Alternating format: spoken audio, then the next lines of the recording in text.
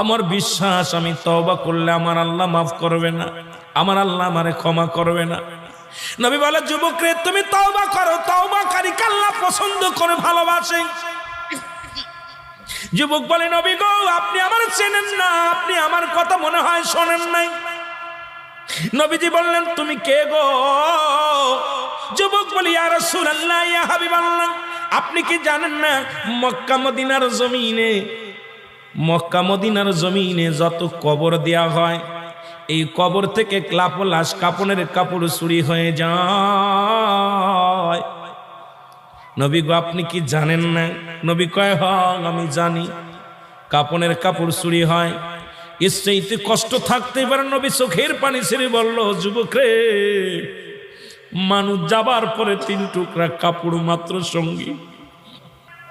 যুবক বলে, ইয়া রাসূলুল্লাহ, ইয়া হাবিবাল্লাহ, নবী